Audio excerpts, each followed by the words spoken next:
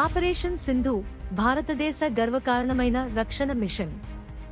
Iran, Israel మధ్య యుద్ధ వాతావరణం, హింస, గందరగోళం, అశాంతి. అయితే ఆ మారణహోమ మధ్యలో మన భారత విద్యార్థుల కోసం నిలబడింది భారత ప్రభుత్వం.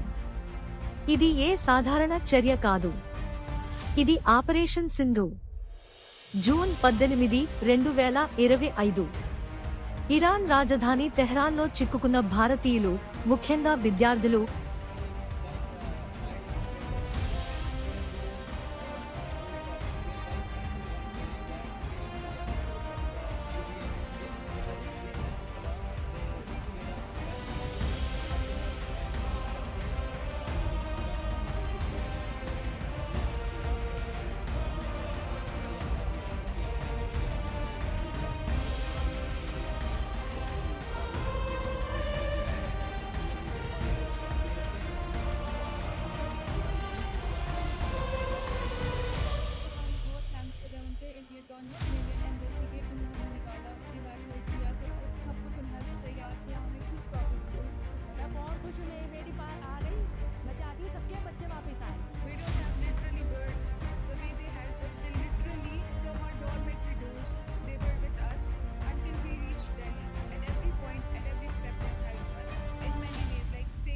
comforting us, being there whenever we needed them, helplines, everything, internet issues, they helped us at every point.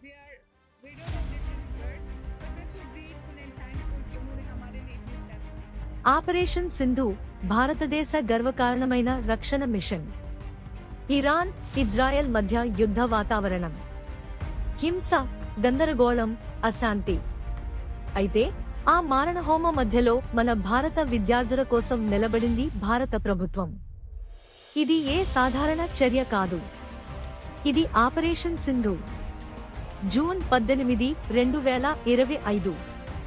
Iran రాజధాని తెహ్రాన్లో చిక్కుకున్న భారతీయులు, ముఖ్యంగా విద్యార్థులు, తీవ్రమైన భయంతో గడిపారు.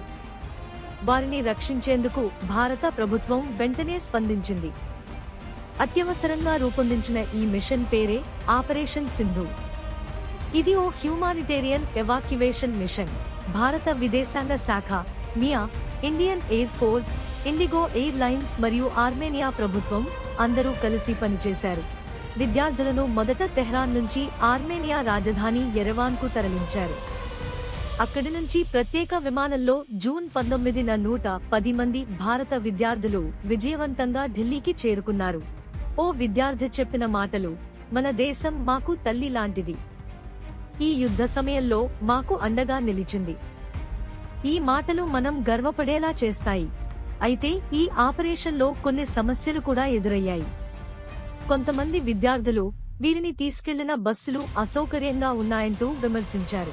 దీన్ని మాజీ సీఎం ఒమర్ అబ్దుల్లా గారు స్పందించి, ఓకే, మేము లగ్జరీ బస్సులు ఏర్పాటు చేస్తాం అని హామీ ఇచ్చారు. ఇది ఓ సింపుల్ రక్షణ కాదని మనం గుర్తించాలి. అనేక దేశాలతో అనుమతులు, ట్రాన్సిట్ క్లియరెన్స్, విమానాల ఏర్పాటు, ఈ అన్ని ఏర్పాట్లను తక్కువ సమయంలో విజయవంతంగా చేయగలగటం భారతదేశం గర్వించదగ్గ విషయం. ఈ ఆపరేషన్ మరోసారి చాటింది, ప్రపంచంలో ఎక్కడైనా మన దేశ ప్రజలు ప్రమాదంలో ఉన్నా భారత ప్రభుత్వం ఆదుకుంటుంది. ఆపరేషన్ గంగా, ఆపరేషన్ కావేరి, ఇప్పుడు ఆపరేషన్ సింధు. మన దేశం చేసిన గర్వకారణమైనలో ఇది ఒకటి.